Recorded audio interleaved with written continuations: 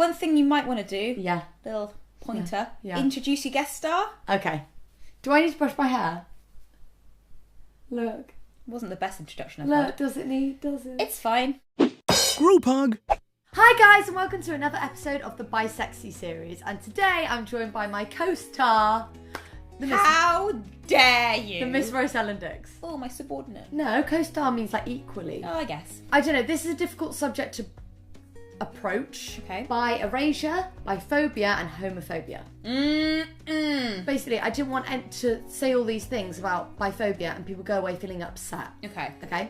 But what I did want to do is tell people kind of everyday kind of bi erasure, biphobia incidents, and show how you can come through that and be totally confident in yourself. I've got an idea. If you're worried that it might offend people, why don't you offend them first so they're already offended, so then you don't worry about offending them? For example, we're richer than you.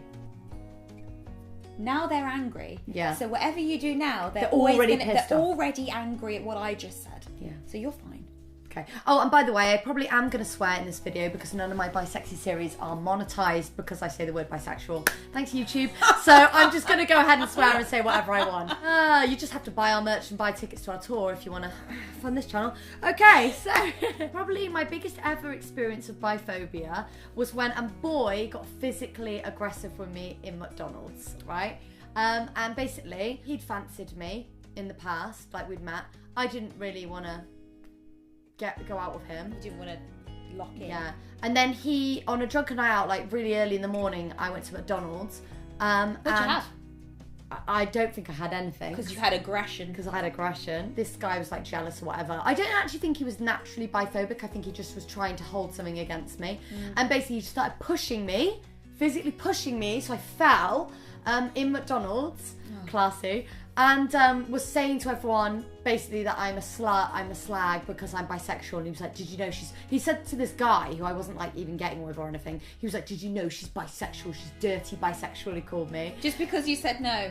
And he like, when he's pushing me and we were like fighting, and he like caught my nose ring and it all bled and everything, and I fell over and it was really sad. And then I remember I went outside of McDonald's and everyone was like, are you okay? And I was like, ugh. But I was more upset about the fact that he knocked out my nose ring and I was like, it's gonna close up! My worst experience of biphobia, because it was a guy getting physical. It was public humiliation. It was just quite scary. I'd like to mention that, talking about homophobia and biphobia, whatever experiences we've had, I totally understand that some people have way worse experiences. Way worse. But also I'd like to mention that some people can go the whole, I was going to say career, whole life, being out and whatever and not experiencing any hate. It really is kind of rare. Yeah, but true. But don't scare people, because I don't want people to think, oh, I don't want to come out, I don't want to experience any kind No, I've been very lucky in my lifetime. Yeah. I think I've had a few occasions where it's been somewhat frowned upon, especially at Thorpe Park when that chav turned around and said, "Ugh!" When you were I was kissing your kissing my girlfriend. ex-girlfriend. I thought, oh, what were you hearing?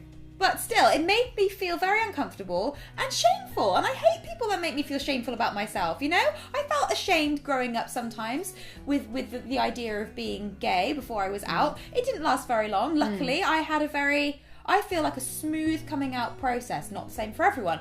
But it's horrible being made to feel bad about loving someone. First of all, it doesn't make any sense. How is that sensical? To be like, oh, that's disgusting. It's like, what is disgusting? I'm really glad you're here, actually, because you've got really good insults, right? You've got quite a sharp mind. And what I wanted to do was not only just talk about biphobia and how to deal with it, but maybe give some people responses. Because whenever I say on Twitter, what do you want me to talk about with bisexuality? What would you like me to cover in this series? People always say like, like if people say this to me, what should I say? Or how do you react when friends say this? So this is another thing I wanted to mention that happened to me. Okay. I never really came out as bisexual. I think people just really knew, and then I just said it all the time. Like there wasn't one time when I went, guys, you didn't know this, but I'm bisexual. Right. Bisexual. I just always was like quite open about like liking men and women. You were just like yeah, normalising it. Yeah, like everyone knew, for example, that at the time I used to be in love with Pamela Anderson. So like people just knew. Like I never said I'm bisexual and I like Pamela Anderson. Like they just knew. Right. But anyway, one time a friend of mine, and she was a friend of mine, said to me to my face, "My mum says that bisexuality doesn't exist," right? And I was like, "What do you mean?" Right? And what do you mean it doesn't exist? I'm bisexual. What? So obviously it exists. And my friend said, yeah, my mum says that either you're gay or you're doing it for attention. There's no such thing as bi. I see. And I said to my friend, what do you think about that? And she was like, yeah, I agree with her. Right? To my face, right in front of my salad. She said it to me. In front of your salad. And this was like, what was sad about this person is this friend like was quite an intelligent person, or seemed quite intelligent. Like people thought of her as intelligent. And I think I was very shocked to hear it coming from her. Sometimes it's the most intelligent people with the smallest minds. Smallest minds. And so what would you say to that person? I'd say, look, it must be very difficult coming from such a small-minded family, but you will break out of that with a little bit of education. Here, let me fill you in. Just because your preconceived notion of something may be already very prevalent in your mind doesn't make it accurate. No. To ever negate someone's feelings of love and attraction is first of all very, very wrong. You never say something doesn't exist, or that isn't true, or that's just attention. Prove that it doesn't exist. Science with science. Once you break free of the opinions that have been forced on you by your parents, you will one day understand, by opening your mind, that people can feel a lot of different things for different people, and it is more of a spectrum. If they're not coming at you aggressively, I wouldn't go at them aggressively. No. They stop listening as soon as you start getting aggressive. I agree, and that person wasn't actually trying to be aggressive. There you go. First of all, that person was younger than. Right. Their mum had told them something, and when you're younger, you tend to like just believe everything you're told. When you're older, you start to question it. Of course. And so her parents had taught her something. She'd learned it. She was like, this is what my mum thinks. Yeah. And another thing I wanted to say is, I was thinking about this. I've been ignorant, definitely, in the past, right? Same. I would say I'd like to think that I've never come at anything from a place of hatred. No, never. Or fear. Never. But I've been ignorant purely from not knowing stuff. Lack of education. Yeah, and I've said stupid things, me. I honestly You? have. Yeah. I've been problematic and I've said stupid things. And do you know what? I probably will continue in my life to say stupid things, probably, because that happens. What I will say about me now is that I try and make myself aware of everything, and I do listen if someone's like, no, you're wrong, to their opinion, okay? Yeah. But everybody says stupid things. So what I wanted to say was, she was coming at it from a place of ignorance rather than hate or fear or anger. And so if I have learned my lesson and changed my opinions on things and got educated, there's hope for everyone. And you never know, they might just come around to your way of thinking, which is the right way. And you might also meet them in the middle, like, you never know, you might be wrong about some things. But Not me. Okay, so another experience of biphobia / homophobia that I've experienced at school was when I was kind of getting with a girl and people knew about it, and we were in a dance class and we like basically for some reason fell over, and I fell on top of this person In Turkish oil. but nothing happened. Like we were in a class, we weren't like kissing or anything, but we like fell over on each other, and another girl went, keep your private life private, because she knew we were like getting together, right? That girl wouldn't have said that to a boy and a girl messing around in class. She might have done. No, she wouldn't have. So it wasn't the PDA aspect, it was more the fact that it was same sex. Yeah, 100%. Because I've seen that person be PDA, and that person saw me be PDA with boys, and would now be like, keep it private. Okay. That she was offended by it. So Was she? In my opinion, that was proper like homophobia, biphobia, because this person, as back then, was a religious person and didn't agree with it. She was offended. Some people can't just brush it off and laugh about it. Right. That would be upsetting. Yeah. Because obviously, why should we It'd be keep enough our to- lives private? Exactly, it'd be enough to keep someone who was in the closet, perhaps in the closet for a In the very long closet, time. yeah, it could Right. it could really hurt feelings. 'Cause Damaging. Why should men and women be able to kiss in front of people or hug or whatever, display affection? I mean, Do you know what's sad? Go on. Hate to interject. That's That fine. we're still making videos that we have to say this stuff. I know, and this is why I really argued with myself about making this video, because I didn't want to just make a video about negativity and people would be like, oh, I don't want to come out now. This is not what I'm saying. What I'm saying is, I've seen people learn, I've seen people grow. You can brush it off, you can become stronger, you can actually change these people's minds. You're actually helping the world. Never dim your shine. Never ever dim your shine. Also, something I was talking about with a girl we met on tour in the meet and greet was, if you dim your shine, if you make yourself less, right? How does that help anybody else? Yeah, I know. It doesn't. If you're like, okay, I'm just going to be quiet and just keep myself, to myself. Wouldn't want to offend anyone. Yeah. How does that help anyone? And it doesn't help you either. Whereas if you shine, I like to think I did this at school. Because I was always me, that could have potentially helped other people. Hopefully I'm helping other people now. Also, the problem doesn't lie with you. The problem lies with the person who has the problem. Yeah. Like, that is literally their problem. Yeah. One time, I had a go at someone. I was like, that's your problem. He's like, no, it's your problem. I said, how is it my problem? And they went, because I'm making it your problem. And I'm like, no, it's still your problem. I'm making it your problem. I'm making it your problem because you're the one with the problem. Like, I'm here without a problem. And they were like, no, I'm making it your problem. I was like, no, I'm making it your problem because it's stemming from you. It's your problem. Like, I don't understand. Sounds like it was their problem. I don't get why people are so invested in other people's business to create the time to have a problem with it. Yeah. Like, get a job. They have all life. Get a life. Get a hobby. Yeah. Have some recreational time that doesn't involve hatred. Like, what are you doing? What do you stand for? Love. It's clearly not love. It's clearly not acceptance. It's hatred. Listen, that's what you stand for.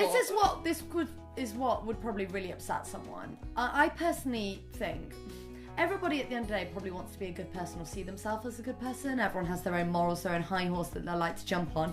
And I'm sorry, but you can take what Rose said and say, you know, what do you stand for? Because if it's not love, then you can't be a very nice person. Nobody can make you feel inferior without your permission.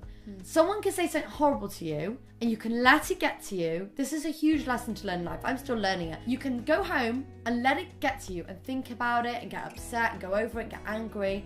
And what's that doing? That's eating into your time and it is making it your problem. Or you can let it go. If you think about it and think about it and think about it, you're just getting yourself upset and worked up. Whereas you can go, do you know what? That person's ignorant.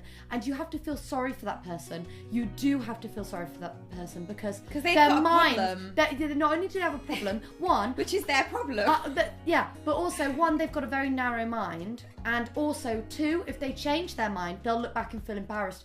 I've had stupid opinions. And when I become educated and enlightened, not only do I come round to the right point of view, but I've actually been like, oh, I'm quite embarrassed about my behaviour or how I believed that. I'm quite embarrassed about it.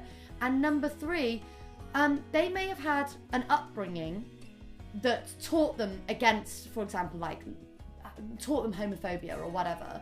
And that's not a very nice upbringing. Because like Rose said, if you're against love, right, of any kind, that's not a very nice position to be put in. This is one thing that I don't understand. How can love be measured? By the people that by the people who deem same-sex love not to be as what's the word? Good, as right, as right, or normal. As the love. You're saying why? How do you weigh that? How can it be measured though? For those who aren't in love, how can someone out of that relationship say your not in love is not as big a deal as my love, and also your love it demeans the love that I have? Homophobic people see same-sex sexual relations as wrong or inferior because our bodies weren't designed to lock into each other to reproduce. And obviously, if your bodies don't reproduce, how can your love be equal? Okay, first of all, shut up. Several people who are my friends, and this is recently, this is like during my marriage to Rose, have asked me how me and Rose have sex. How do you have sex without a penis? How is it sex though? Right? And I tried to explain what we do, and then she said, yeah, but what without like penis, vagina penetration, how do you, what counts as sex then? And I'm actually going to have to quote Stevie Bobby, who makes sex education videos, because she explained this really well in a video.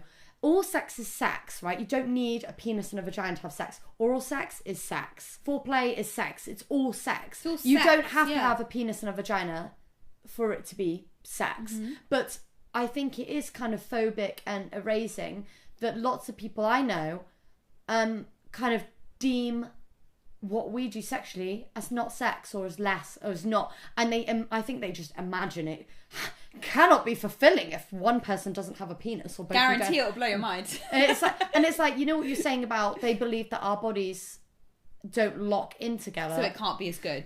The things we do, straight cisgendered people might believe that their bodies are designed to lock into one another, and that's why it's right or better than right.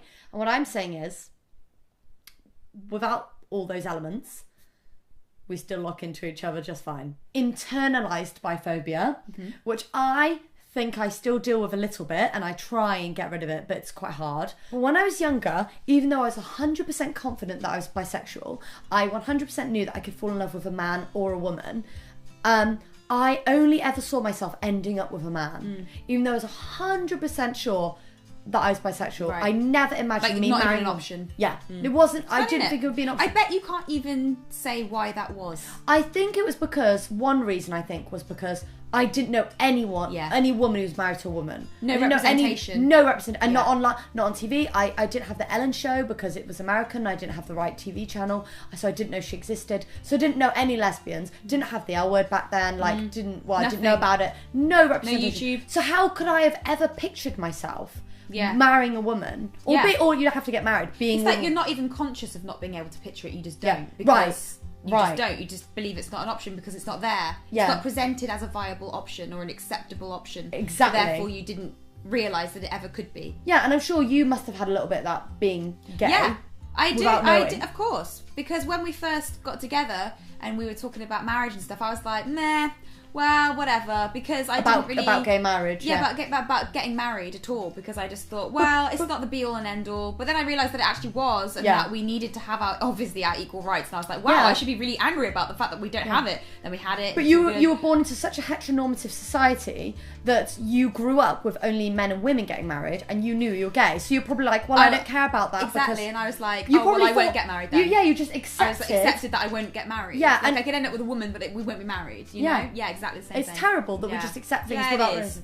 And it's great that you fight against it now, but I can't blame some people who accept that, because it's not that they're not clever enough to challenge it, it's that you just grow up with it. It's so ingrained, indoctrinated. Exactly, and depending on your environment and the people who are in your family and the people you're surrounded with, whether it's, very religious background or like just very straight place, like it's very difficult for people to be able to break out of that and think, well, I'm going to have a same-sex marriage and that's going to be perfectly fine. Not always that easy. Yeah, it's difficult to have a dream when you don't even know that dream could exist. Exactly. So that's something I definitely internalised, and it took me a while. And then I also touched on this before, but I think depending on whether I'm in a relationship with a man or a woman, I think when I'm in a relationship with a man, this is some kind of ingrained heteronormativity. I think I kind of adopt a more traditional role, and that just... natural. I got to fight against it, but it just happens. I understand. And I think, again, that's society. And then the final thing that I kind of am biphobic against myself, like internalized biphobia is, and this is a really tricky one that I struggle with. So basically, bisexuality is its own thing, its own concept. It's not straight, it's not gay, and you're not 50% of one and 50% of the other. You're bisexual, you're not half gay, half straight. I struggle with that, honestly. And I think that's because I do feel that if I had to measure in percentages my bisexuality, I do feel that I'm 50% straight, 50% gay. Why do people always ask that question though? Like, oh, you're bisexual. How much do you like this and how much? Like, why does that matter? It doesn't. If you're bisexual, you're bisexual. You could be... If you fancy a guy 1%, and like you can, and you choose to identify as bisexual, then you're bisexual. Right, and people should leave you alone. If that's your label, that's your label, exactly.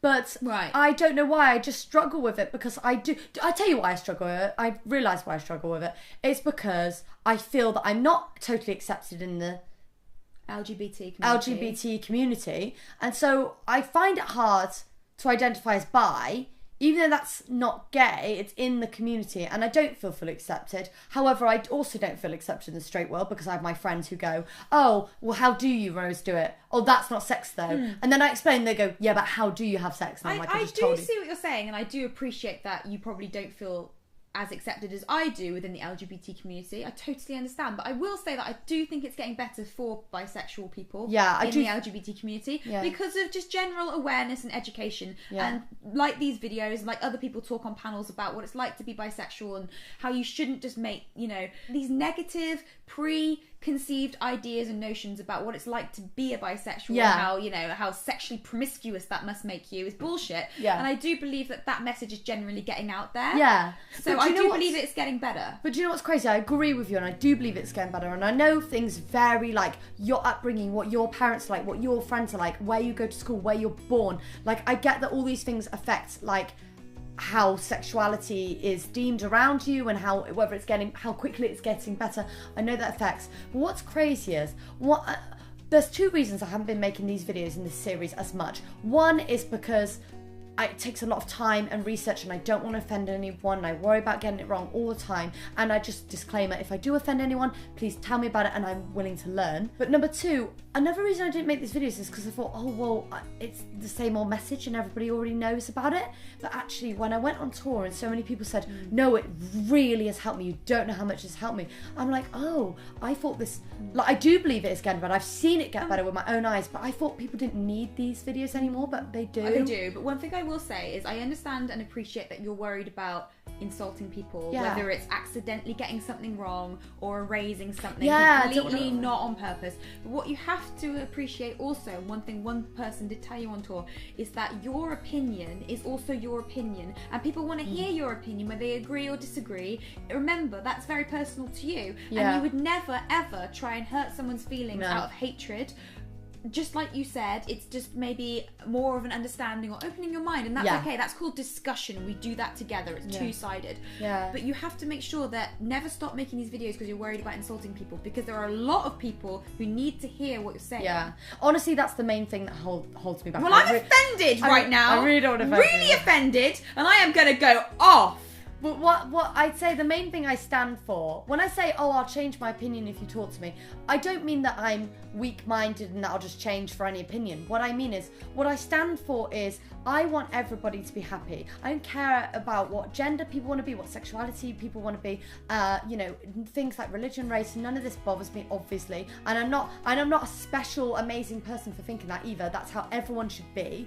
But, you know, I just maybe don't know everything about everything, and I sometimes need things explained to me. And I would like to thank our audience as well, because in comments, if I ever do get something wrong, people are amazing. They'll go, oh, they won't like go off and attack. What's the point in attacking? People have like been like, oh, I'm not sure if you're aware, but just so you know this. And I've been like, I was not aware, and I will say that from now on. Thank you. Do you know what I mean? Yeah, of course. And people can understand. You know, it's very difficult sometimes having a platform, because you have responsibility. Whether you want to have that responsibility or not, you have it. And you know what? You're responsible for a lot of people's feelings, in a sense, and that is quite a lot of pressure. And it's hard to make everyone happy, because everyone has different opinions. But you know what? You do you do a really good job. It's okay. I like that you censored yourself, but this is by sexy video. It won't get monetized. It's fine. You can just swear. Also, I said like penis or vagina earlier. You do a fucking great job at making a lot of people feel a lot better about their situation. So I think you should keep doing it. So I think I've covered most of the topics I want to cover. I'd also like to say, I was going to talk about like biphobia in the workplace. I think I'll do a whole separate video on that, but I wanted to let you know that I've always told jobs that I'm bisexual, and it's never stopped me getting a job. I'm not saying that, you know, some people wouldn't discriminate, but I'm just saying that I've never had bad experiences. I wanted to end this video on a high note, because I wanted to say, I wanted to talk about like dealing with biphobia and the things people say, and I know it's really easy for me to sit there and go, brush it off, if you might have like some severe homophobia, biphobia, erasure going on. I know it's difficult, but I wanted just to end on the note that, honestly, I've said some stupid ass stuff in my time. I used to call people, ya big gay.